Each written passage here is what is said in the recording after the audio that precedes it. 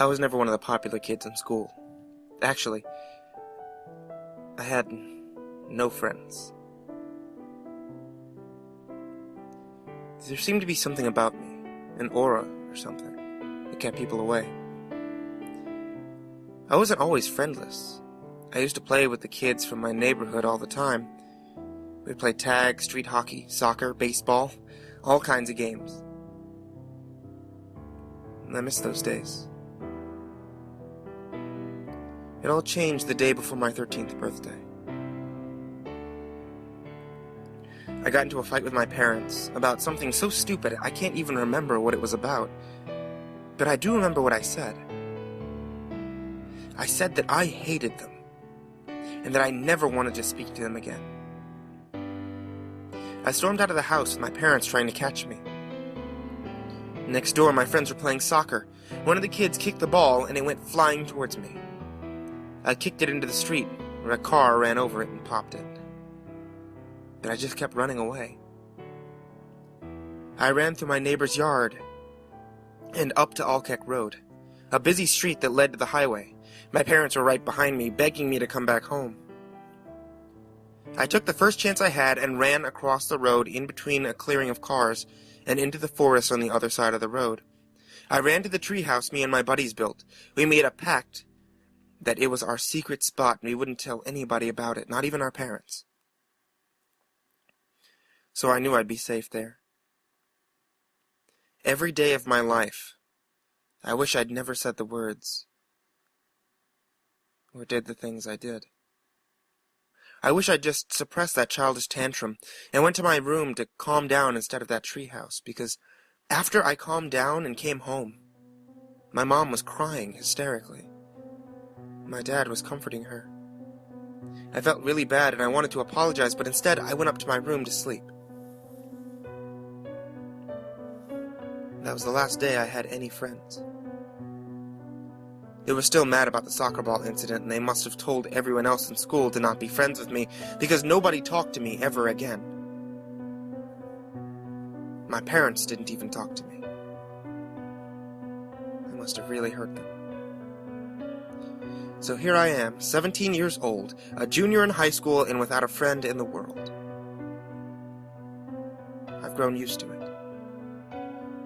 though the loneliness still pains me. The lunch bell rang, and I headed over to the library. I used to go over to the mess hall and eat with other kids my freshman year, and I had a few sparks of hope I might actually talk to someone when kids would be near my table to eat.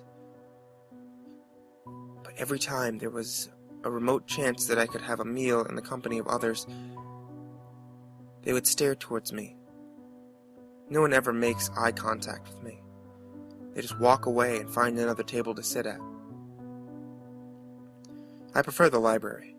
Better than the mess hall anyway, much quieter.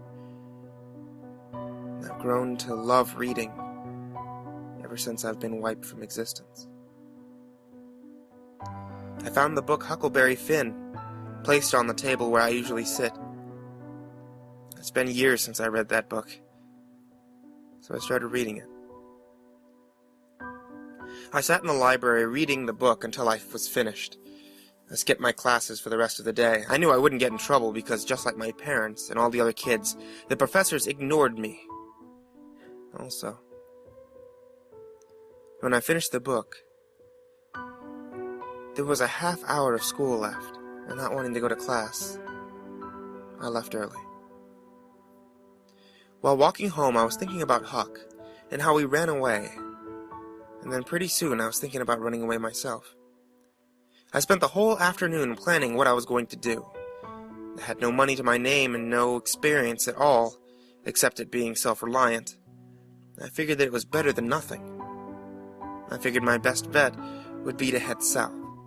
If I go past Alkek Road and through the forest, there's a graveyard that I'll sleep at tonight. It's only 8 to 10 miles away with the path that I'll be taking. I'd stay at the treehouse if it wasn't so close to my house and falling apart. There's a town 15 miles away from the graveyard, that I'll head to in the morning. And from there, I'll figure out what I'm going to do and where I'll go next.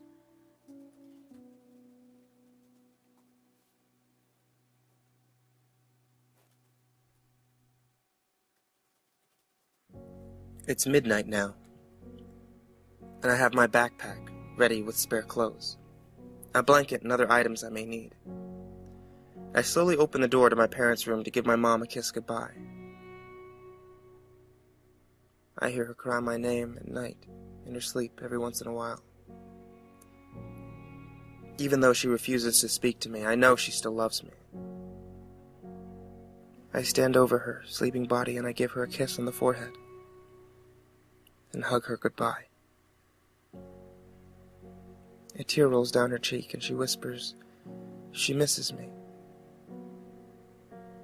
Asks me, why did I have to leave? In her sleep. I cry. Even though she's sleeping, she spoke to me.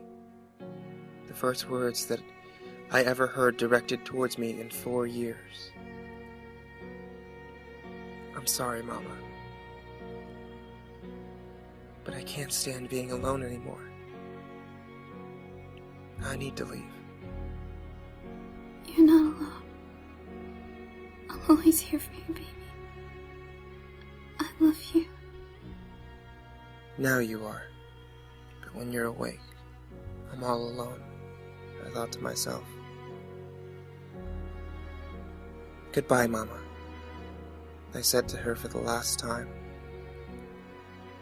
And I walked out of the room, hearing a faint goodbye behind the closed door. I've been alone for so long. I couldn't stop crying as I began my journey into my new life. It's been so long since I heard her speak to me. So many nights I went to sleep wishing to have her tuck me in and say that she loved me. I've been alone for so long, and I could tell by the voice that she spoke in that she was alone also. Both of us wanting the same thing, but neither of us did anything about it. After about an hour, I sobered up and continued through the woods. I came to a clearing, and I could see the gate to the graveyard, some tombstones scattered about. I climbed the fence and started wandering around, seeking a place to rest for the night. I tried opening several mausoleums until I came across an unlocked one. I laid the blanket on the stone ground and used my backpack as a pillow. And before I knew it, I fell asleep. "Get out of here, you punk!" a raspy voice yelled, startling me from my sleep. I opened my eyes slowly to get used to the bright sunlight shining in. "Get out of here now before I call the police on you!" I sit up, moving my head to the shadow of an old man to block the sunlight, and looked at him, completely bewildered. Are you talking to me?" "Of course I'm talking to you! And you're trespass—" He stopped talking mid-sentence and stared at me. Not through me like everyone else seemed to do, but at my eyes, and even shifting his body to see my face in the sunlight. He closed his eyes and his angered face became stoic. "I've been waiting for you to show up. I never forget a face," he said in a soft voice. "What are you talking about? Who are you?" His face softened into a sorrow look. "You poor child. You haven't realized, have you? Come, follow me." I had no idea what was going on, but I did what he told me to. I left my bag in the mausoleum, still stunned that he was talking to me. Not only that, having a conversation with him, but before I could speak, he started talking to me again as I followed him. I'm the caretaker of this here graveyard. I dug all these graves myself, and like I said, I never forget a face. He looked at me, his face full of grief. It must have been tough growing up, all on your own. Your face has changed a lot, but your eyes, the same. I was going to ask him what he was talking about again. He must be drunk or something, but instead he motioned me to look at the tombstone we stopped in front of. James William Maverick, June 16th, 1982 to June 15th, 1995. Beloved son and friend to many.